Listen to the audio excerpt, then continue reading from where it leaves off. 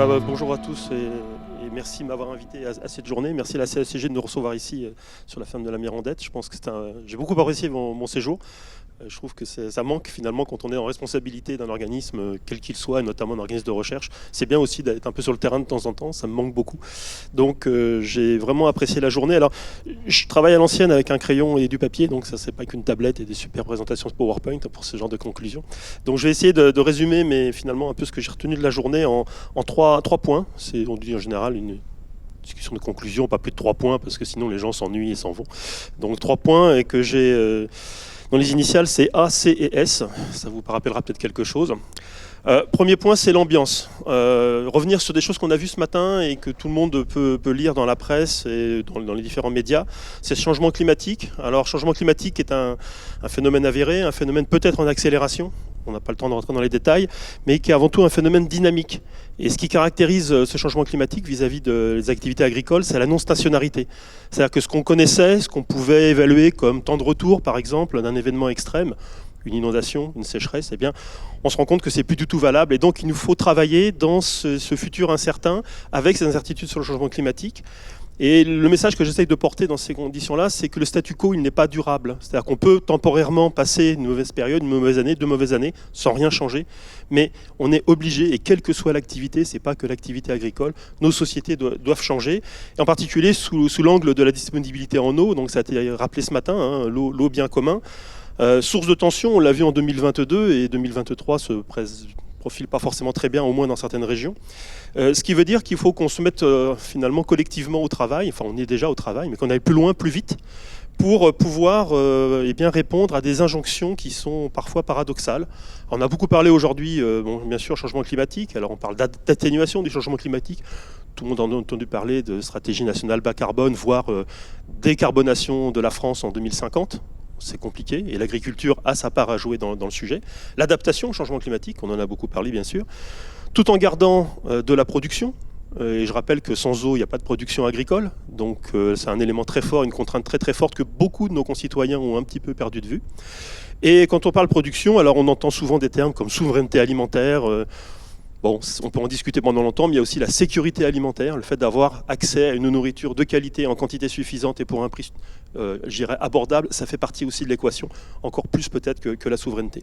Et puis il y a d'autres éléments, biodiversité, la production d'énergie, on parle de décarbonation, ce sont les énergies renouvelables issues de l'agriculture, ça fait partie du débat. La question des sols. On a beaucoup parlé de sol aujourd'hui, notamment quand on a été voir les parcelles. Vous savez peut-être qu'est en préparation au niveau européen une loi sur la santé des sols. Alors on ne sait pas si elle ira au bout. La dernière proposition, il y a quelques années, avait été retoquée par le Conseil des ministres européens. Mais là, il y a une bonne chance que ce projet aille au bout. Et ça va nous obliger collectivement. 1, 2, 1, 2. Do you copy, Houston? Ouais, ça marche. Donc je reprends. Alors j'en étais donc rendu aux questions des sols, donc avec cette loi sur les sols qui nous arrive et qui va forcément nous impacter. Et puis bien sûr, l'eau, on en a beaucoup parlé. Alors on a beaucoup parlé de quantité. Ça a été dit aussi ce matin. Je ne sais plus si c'est le collègue de l'agence de l'eau ou quelqu'un d'autre qui a dit, mais il y a aussi la... Donc, alors, on va faire un petit raccord pour le montage.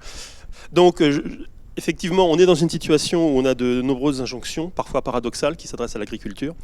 La question du changement climatique, avec les questions d'atténuation et d'atteinte de la neutralité carbone en 2050, pour laquelle l'agriculture est très attendue, notamment sous forme de puits de carbone. La question de l'adaptation, ça a été le sujet central de cette journée.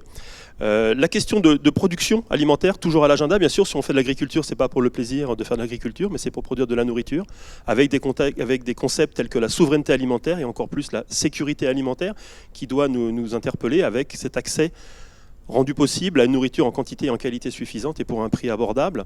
Les problématiques de biodiversité, les problématiques d'énergie, contribution de l'agriculture aux sources d'énergie renouvelables, et puis la question des sols, centrale, on l'a vu dans la transition agroécologique, dans l'atténuation et l'adaptation au changement climatique, et puis qui va être vraisemblablement encore plus à l'agenda avec la loi en préparation au niveau européen sur la santé des sols, la Soil Health Law, qui va vraisemblablement nous concerner à très brève échéance.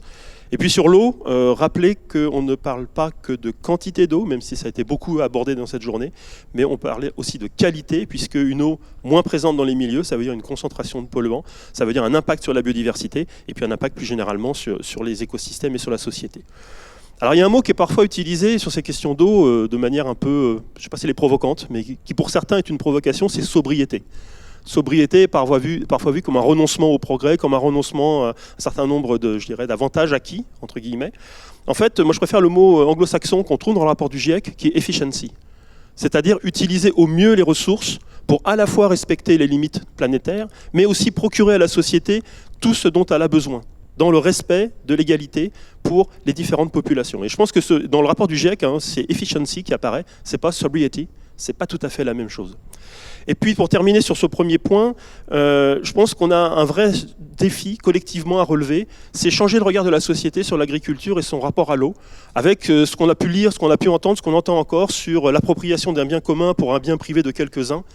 C'est passer un peu vite sur le fait que ce bien privé, entre guillemets, cette production privée, elle est aussi pour la collectivité. Et on a du mal à faire passer ces messages parce qu'il y a aussi des attitudes de tous les côtés qui sont parfois assez clivantes, très vite, et on a du mal à dialoguer sur ces sujets. Le deuxième point, le C, c'est pour complexité. On est devant des phénomènes complexes, compliqués, mais ce n'est pas parce que c'est complexe et compliqué qu'il ne faut pas s'y attaquer. Et on a parlé ce matin d'adaptation incrémentale, le terme a été employé. Alors c'est le premier niveau d'adaptation pour l'agriculture par rapport au changement climatique, c'est-à-dire changer finalement à la marge les variétés, l'usage de l'eau, la fertilisation. Ça a permis depuis des millénaires à l'agriculture de s'adapter spontanément, sans stratégie forcément très bien évaluée, très bien anticipée, au changement du climat, à différents aléas. Mais il est assez clair que l'adaptation incrémentale seule ne suffira pas dans beaucoup de régions pour passer le cap du changement climatique et s'adapter vraiment à ce changement climatique. Il faut aller plus loin vers une adaptation de type systémique, voire transformante. Transformante, ça peut vouloir dire abandonner complètement certaines productions, en introduire de nouvelles à l'échelle d'un territoire. Donc c'est vraiment une modification de notre paysage. Et il est fort probable que si on se retrouve ici en 2050, c'est tout le mal que je nous souhaite, eh bien on n'est pas du tout le même paysage, à la fois agricole et naturel, autour de cette ferme. On a beaucoup parlé de transition agroécologique aujourd'hui, donc c'est quelque chose qui est à l'agenda, y compris de la recherche à INRAE depuis maintenant une quinzaine d'années. Mais la transition, elle se conçoit que si on dispose d'un matériel à la fois à cultiver et à élever quand on fait de l'élevage. Donc matériel, il faut voir derrière ça des variétés, des races. Et puis, il faut aussi peut-être sûrement repenser l'organisation du travail à l'échelle de l'exploitation, parce que ça peut vouloir dire davantage de travail, davantage d'implication de machinisme aussi. Le numérique, le machinisme n'est pas opposé à la transition agroécologique. Certains l'opposent. Moi, je ne souscris pas à cette vision-là. Et puis ce qu'il faut retenir, et ça a été bien dit notamment quand on était sur le terrain ce matin, c'est qu'il n'y a pas un levier unique sur lequel on va devoir agir ou pouvoir agir. Ce sont des variétés qui doivent être disponibles. C'est le contrôle de la fertilisation, bien sûr le contrôle de l'eau, et puis penser toujours que chaque situation est différente et la dépendance au contexte local, elle est très très forte dans la transition agroécologique, beaucoup plus que ce que ça pouvait être avec l'usage classique des intrants, où finalement c'était sur une des diapos dans l'atelier ici, c'était un problème, une solution, j'ai un bioagresseur, j'ai un phyto, je manque d'eau, j'irrigue, eh bien on n'est plus dans cette logique-là, et donc c'est des combinaisons de leviers, tous n'ont qu'un effet partiel, dans le temps et dans l'espace, et donc c'est très effectivement compliqué parce qu'il faut assembler des leviers en ne sachant pas nécessairement si ça va passer chaque année. La diversification, donc il y a pas mal d'obstacles, mais c'est aussi un moteur finalement pour la transition agroécologique, sous réserve finalement que la chaîne de valeur suive. On a dit ce matin, on ne va pas produire pour produire, il faut qu'il y ait des gens qui viennent chercher, qui collectent, qui transforment, qui vendent, des gens qui achètent. Donc c'est toute la chaîne de valeur qui doit bouger et on fait poser beaucoup sur la production, sur le maillon production, mais je suis assez convaincu, un certain nombre est assez convaincu que c'est l'ensemble du système qui doit bouger, sinon on ne déplacera pas l'agriculture dans la bonne direction, dans la direction de l'adaptation. Alors cette diversification, il ne faut pas croire qu'elle se passera d'eau. On a échangé ce matin, je crois que M. Abedi sur le terrain, et puis d'autres. On nous dit souvent, mais il n'y a qu'à mettre du sorgho à la place du maïs. Regardez les rendements du sorgho l'année dernière. Partout, on n'a pas pu irriguer le sorgho, arroser le sorgho quand on l'a planté. Il n'a pas levé et les rendements ont été catastrophiques. Donc même des cultures qui, plus tard dans leur cycle, ont besoin de moins d'eau peut-être que le maïs, nécessitent, pour la lever, pour la monter, de l'eau. Donc il ne faut pas croire qu'on se passera d'eau, donc il faut de l'eau, ne serait-ce que dans un objectif de sécurisation. Et ce mot-là, il est important. Alors on parle parfois d'irrigation de résilience, c'était le rapport des inspections générales qu'il avait utilisé, environnement et agriculture. On peut parler de sécurisation des semis par exemple, beaucoup plus que maximisation des rendements. Et puis, je pense que ce qu'on a commencé à aborder sur l'atelier économique, c'est la projection à l'échelle d'un territoire. C'est-à-dire que ce n'est pas un agriculteur, deux agriculteurs qui doivent bouger, c'est l'ensemble des territoires, et y compris toutes les activités qui se déploient sur le territoire, pour bien analyser quelles sont les valeurs ajoutées des activités, notamment agricoles, et où est dégagée cette valeur ajoutée. Est-ce qu'elle est sur le territoire? Est-ce qu'on exporte finalement des matières premières qui sont transformées ailleurs et qui reviennent en étant beaucoup plus chères pour alimenter les animaux, par exemple? Est-ce que finalement, raccourcir la chaîne de valeur et relocaliser de la transfo, ce n'est pas non plus une des solutions? Je ne dis pas que c'est la solution, mais c'est peut-être une des solutions. Troisième, pour ne pas être trop long, le troisième axe de cette conclusion, c'est S comme stratégie. Stratégie, ça veut dire qu'il faut être capable de répondre à des attentes, une stratégie qui répond à des attentes très fortes, avec des contraintes qui sont de plus en plus importantes et des phénomènes de plus en plus, on va dire, imprévisibles en termes d'intensité, en termes de fréquence. Donc le cadre territorial, il se prête bien finalement à un certain partage des risques entre différents acteurs, en partage des objectifs aussi, sur le multifonctionnalité, ou qu'on appelle parfois en agriculture, sur un certain nombre de cadres politiques, mais qui doit aller au-delà de l'agriculture, c'est la multifonctionnalité des territoires, pour répondre à ces injonctions paradoxales que j'évoquais en introduction. Et pour moi, ça passe notamment par des stratégies d'apprentissage, de partage, d'accompagnement aussi. Alors ça veut dire des accompagnements entre agriculteurs, je dirais le conseil entre pairs, le conseil agricole, la formation initiale et continue des agriculteurs, mais aussi des conseillers, parce qu'un conseiller en 2030 n'aura pas du tout le même profil d'activité qu'un conseiller actuellement. Donc il faut aussi que les agriculteurs et les conseillers travaillent de concert sur cette évolution. Et puis accompagner avec des outils ad hoc, la réflexion stratégique, on a vu des démonstrations tout à l'heure dans un des ateliers, et puis la définition et le suivi de projet. Alors on a un contexte alors qu'on peut considérer comme anxiogène, c'est le départ sous 10 ans de 160 000 agriculteurs en France, mais c'est aussi peut-être le moment de réfléchir dans les installations nouvelles à des projets qui sont un peu différents, pas forcément radicalement différents de ce qui se fait, mais un peu différents, et qui permettent d'intégrer finalement toutes ces contraintes dans une logique de progrès continu. Donc il y a le projet de pacte et de loi d'orientation agricole qui est en cours de finalisation. On ne sait pas ce qui va en sortir, mais ce contexte de formation initiale et continue et l'accompagnement à l'adaptation au changement climatique fait partie quand même des objectifs connus, en tout cas du pacte. Alors ce qu'il faut faire, c'est aussi vivre avec les incertitudes. L'atelier ici était beaucoup sur l'aversion au risque. Je joue à la loterie, je ne sais pas si vous avez gagné. Il y en a qui ont gagné peut-être au début, puis qui sont retirés en disant « je reprends mes billes parce que je ne veux pas perdre trop gros ». Voilà, vous avez peut-être testé ça. Il faut pouvoir se lancer en dépit d'un avenir incertain. Et il y a des mots qui ont été employés ce matin qui me paraissent importants à garder en tête. Et je pense que le GIS et puis les partenaires ici doivent aussi avoir ça en tête, c'est éviter le dogmatisme et surtout être pragmatique. Être pragmatique, être opportuniste, et opportuniste, ce n'est pas un gros mot, c'est opportuniste, c'est saisir une occasion, être suffisamment agile et flexible pour pouvoir avoir une vraie résilience. Alors ce terme de résilience, on l'utilise beaucoup, y compris en agriculture et dans d'autres domaines. Et la résilience, pour moi, elle n'est pas synonyme d'immobilisme. La résilience, c'est être capable de supporter à un moment donné une perturbation, même si elle est assez forte, de survivre à une perturbation, et de garder toujours une capacité d'anticipation, d'adaptation pour le coup suivant. C'est ça la résilience, en tout cas une forme de résilience qu'on peut souhaiter à l'agriculture. Il faut être capable aussi collectivement d'alléger la prise de risque et la charge mentale des agriculteurs. Parce qu'on a commencé à en discuter, c'est vrai que de rajouter des cultures nouvelles, rajouter de nouvelles pratiques, on peut parler d'agroforesterie, on peut dire on va remettre de l'élevage, c'est facile à dire quand on est dans une réunion, remettons de l'élevage, faisons de la polyculture élevage, ça permet d'avoir des intrants organiques, etc. Ouais, sauf quand on a abandonné l'élevage ou quand on n'a pas été éleveur, c'est pas tout à fait la même chose. Et c'est compliqué, mais voilà, là encore, c'est pas parce que c'est compliqué qu'il faut s'empêcher d'y penser. Mais en tout cas, ça fait partie des discussions collectives qu'il faut avoir et des concertations qu'il faut avoir. Et il y a eu j'ai pas pu aller jouer aux jeux sérieux, mais ces jeux sérieux, ces outils d'intermédiation sont très précieux pour partager les points de vue et se mettre dans la peau des autres. Alors c'est pas Dungeons & Dragons, pour les plus âgés d'entre vous qui ont connu ça peut-être dans les années 80, premier jeu de rôle. On n'est pas le sorcier alpha ou le paladin bidule, mais on est dans une posture où on prend la posture de l'agriculteur ou du gestionnaire de l'eau ou de l'élu local ou du citoyen lambda qui s'intéresse à ces sujets-là. Et dans le cadre des projets de territoire gestion de l'eau, où il y a la concertation qui est attendue, et on espère, nous, INRAE, pouvoir contribuer aussi au niveau national à construire un centre de ressources sur ces projets de territoire gestion de l'eau, en appui des ministères, on a besoin d'outils d'intermédiation. Et je terminerai sur la question de la recherche, puisque je représente ici un organisme de recherche, et la recherche-développement, puisqu'on a nos partenaires, notamment Arvalis, comme institut technique ici présent. Je pense qu'on est dans un nouveau monde de la recherche agronomique, alors pas si nouveau que ça, mais en tout cas qui est beaucoup plus visible et beaucoup plus attendu dans ce contexte. C'est ce qu'on appelle le on-farm experiment, expérimentation à la ferme, les living labs, les laboratoires vivants, où finalement les agriculteurs sont devenus des acteurs, ou deviennent des acteurs de la recherche, donc dans la définition des questions de recherche, dans la recherche en train de se faire, ils sont des sources de données, et ce n'est pas uniquement pour faire plaisir aux chercheurs, c'est pour aider à l'avancement de la connaissance, et aussi les aider eux-mêmes dans leur trajectoire. Et on a vu ce matin des exemples où des observations sur des fermes conduisent à se poser des nouvelles questions très fondamentales sur l'écoulement des eaux, par exemple, en subsurface, parce que les pratiques agricoles de tassement des sols, par exemple, liées à la récolte, peuvent conduire à des chemins de l'eau qui n'ont rien à voir avec ce qu'on connaissait par rapport à des sols standards. Donc ça, c'est quelque chose qui est important, ça permet du retour d'expérience, ça permet de la dissémination et puis de diversifier les essais.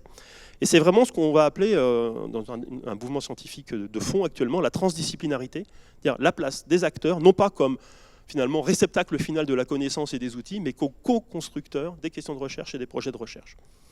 Et je terminerai en citant un proverbe. Alors ceux qui m'ont déjà vu, peut-être parmi vous, il y a des collègues INRAE qui m'ont déjà entendu, que je cite assez souvent quand je parle de ces aspects collectifs.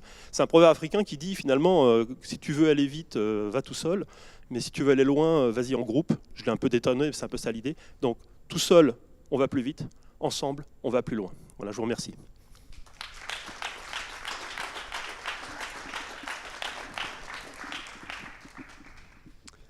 C'est difficile de parler après, quasiment tout a été dit. Donc je représente la Chambre régionale, je suis donc élu à la Chambre d'agriculture du Gers, je suis agriculteur engagé dans l'agroécologie depuis un certain nombre d'années maintenant, et je suis un syndicaliste agricole, et je veux l'évoquer parce que aujourd'hui, s'il y a des choses qui ont été mises en place, c'est qu'à un moment donné, il y a des responsables syndicaux qui ont fait le forcing pour faire évoluer certaines pratiques, essayer d'obtenir des crédits, essayer d'influencer un ministre. Et à table, tout à l'heure, je disais, je crois qu'il y a que le ministre de l'Agriculture de Normandie qui ne soit pas venu sur mon exploitation depuis que je suis syndicaliste. J'ai accueilli quasiment tous les ministres de l'Agriculture qui se sont succédés et on a toujours parlé d'agroécologie, d'évolution des pratiques. Donc ça, c'est pour notre avenir et je suis très heureux que tout le monde soit venu. Je tiens à remercier chacun de vous pour votre implication, pour votre dévouement à la cause agricole, parce qu'on parle du bien-être animal, mais il faut évoquer aussi le bien-être agricole. Dans 10 ans, la moitié des agriculteurs arrivent à la retraite. Beaucoup de structures ne savent pas à qui ils vont transmettre. Il y a cette difficulté aujourd'hui de transmettre de grosses unités. Ça demande des capitaux très importants. Et puis, l'évolution des pratiques. Il est compliqué de sensibiliser quelqu'un qui est à la veille de la retraite, d'évoluer dans ses pratiques. Et pourtant, le statu quo n'est pas tenable. Alors Willy l'a évoqué ce matin, il y a d'autres termes aussi qui sont importants. Donc le statu quo n'est pas tenable.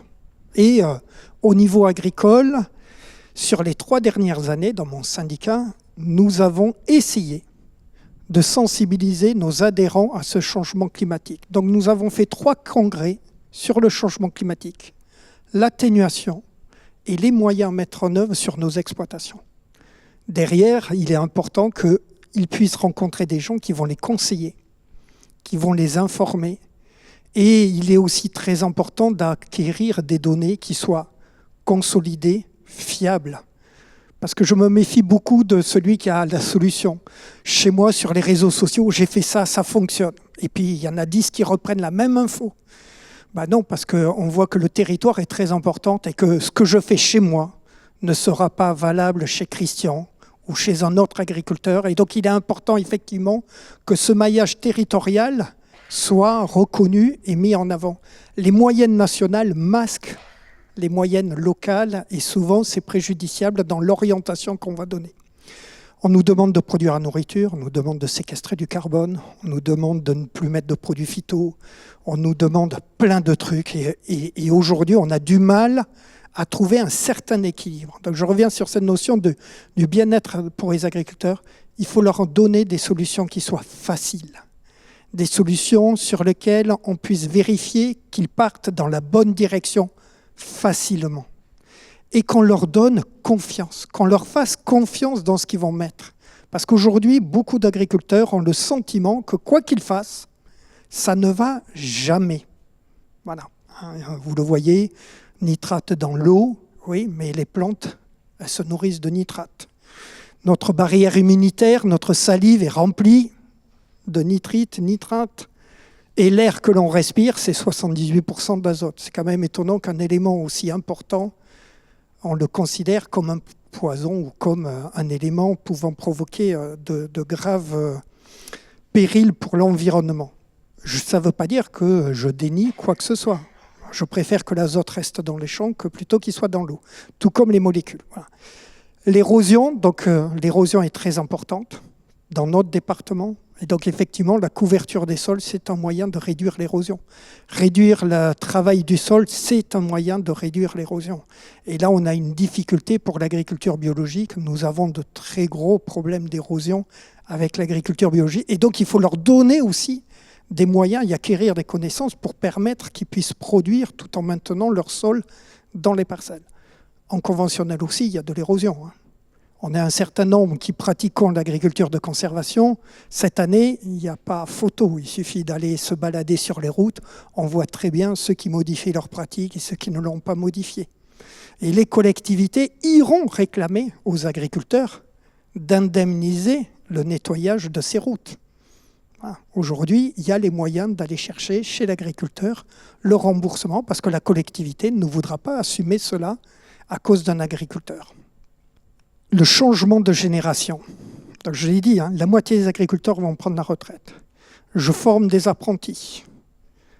Mais déjà, mes apprentis, il faut que je les déforme de ce qu'on est en train de les former. Il y a une très grande déconnexion entre le maintien de l'activité de production et ceux dans lesquels on est en train de les sensibiliser. Aujourd'hui, ils sont sensibilisés à ne pas utiliser d'engrais, ne pas utiliser de phyto, et de ne pas chercher à produire forcément. Voilà. J'en ai plusieurs. C'est hallucinant la déformation qu'il y a dans la formation de nos jeunes aujourd'hui. Donc je le dis sous forme d'alerte, mais vous avez tous, et nous avons tous aussi un devoir de dire, il faut dans tous les cas maintenir de la production. Coûte que coûte, de toute façon, l'agriculteur ne gagnera pas sa vie s'il ne produit rien. Et il faudra également, avec ce changement climatique, que l'agriculteur puisse sécuriser son revenu, puisque si les rendements changent et que les prix changent, le seul moyen que l'on aura peut-être demain de pouvoir accompagner financièrement l'agriculteur, c'est de le récompenser sur tout ce qu'il mettra en œuvre pour la préservation du climat, de l'environnement, de la biodiversité, la fixation du carbone. Voilà. Donc là aussi, il va falloir réfléchir à mettre en œuvre des outils qui permettront à ces agriculteurs d'avoir quelque part une autre bouée de financement pour pouvoir lutter contre ce changement climatique. Parce que, en tant que syndicaliste, et ça a été évoqué, ce n'est pas 10 agriculteurs qui doivent changer de pratique, c'est la plus grande majorité. Et si on veut avoir un vrai impact, ce n'est pas parce qu'on aura 10 agriculteurs qui serviront de référence qu'on aura sauvé le système. C'est la grande majorité qui est le plus important à amener. Et effectivement, ces agriculteurs aujourd'hui, il faut qu'on les convainc. Et là, on a un problème chez nous, avec la directive nitrate, puisque nous avions une dérogation aux couverts végétaux sur les sols argileux. Aujourd'hui, mes agriculteurs vont avoir l'obligation de couvrir les sols. Ce qui a été obtenu par des associations est contre-productif dans le fait de transmettre la couverture des sols. C'est-à-dire que les agriculteurs me répondent aujourd'hui, c'est une contrainte supplémentaire, je vais régler le problème d'un point de vue administratif, je vais couvrir pendant 6 semaines mes sols, couvrir et garder les couverts jusqu'au printemps, tu peux le garder pour toi, moi je ne vais pas y adhérer. Voilà. Et ça, c'est contre-productif pour tout le monde. Que ce soit vous ou nous, c'est des signaux qui sont extrêmement mauvais dans la période qu'on est en train de vivre. Et effectivement, c'est dans les 10 années à venir qu'il faut qu'on couvre l'essentiel de nos sols. Alors, il y a beaucoup d'éleveurs qui, aujourd'hui, vont avoir des problèmes pour avoir des fourrages tout au long de l'année à cause des changements de température, mais on les pousse à refaire des métailles, on les pousse à faire des couverts végétaux et à arbitrer. Est-ce que je détruis mon couvert pour le laisser au sol ou est-ce que je le récolte pour nourrir mon troupeau? Voilà, il y a des mécanismes, y compris dans la tête des agriculteurs, à faire changer. Et je vous garantis que c'est extrêmement compliqué de faire changer des mentalités de gens qui vont vous dire cet événement-là climatique, il est exceptionnel. Oui, mais sur les 10 dernières années, l'exceptionnel devient régulier. Et lorsqu'on compare les évolutions de baisse d'eau et compagnie, nous avons des relevés sur 40 ans, 50 ans. Mais il faut les regarder sur les 10 dernières années. Et là, on voit l'accélération auquel on assiste. Donc il va falloir produire la nourriture parce que c'est aussi le moyen pour toute la société de garder une certaine stabilité. Croire qu'il sera facile de s'approvisionner ailleurs lorsque les conditions météo vont toucher la production alimentaire partout, ça va déstabiliser et on voit ce qui se passe. Aujourd'hui, personne n'avait vu une guerre et vous avez vu l'inflation qu'il y a eu sur les prix. Et aujourd'hui, le risque pour beaucoup d'agriculteurs, parce que autant l'année dernière, on a bénéficié de prix relativement élevés, autant cette année, nous avons des coûts de production qui ont explosé. Et beaucoup de structures sont en grande difficulté aujourd'hui parce qu'ils ont atteint les plafonds d'ouverture de crédit et les prix sont en train de baisser. Donc là aussi, ils vont être rattrapés par ce ciseau de prix. Et puis la cohésion, c'est le dernier point que je vais évoquer. Cohésion et multiperformance. Cohésion parce que nous sommes tous solidaires. Et autant avant on avait besoin de spécialistes dans un domaine, autant aujourd'hui on a besoin d'être tous complémentaires les uns et les autres. Peu importe d'où l'on vient, nous avons tous le même chemin à mener et nous devons tous participer pour cette grande synergie. L'agriculture doit prendre un grand virage pour le bien de l'humanité et la séquestration du carbone est un enjeu pour l'atténuation future. Pour les 20 prochaines années, le climat, c'est fini. On peut faire ce que l'on veut, on ne va pas l'atténuer. Voilà.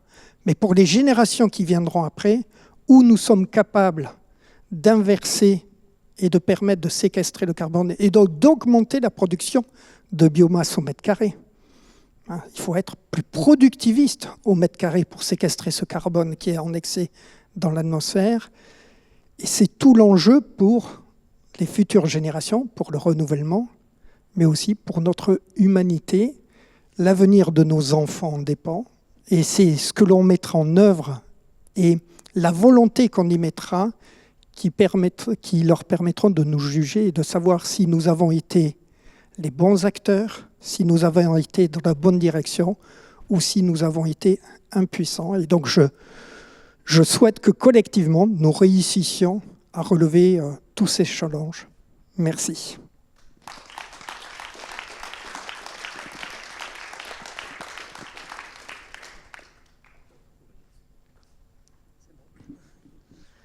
Merci, merci à tous de votre participation. Donc la journée se termine. Donc voilà, mais merci à tous et merci à tous les participants et bon retour.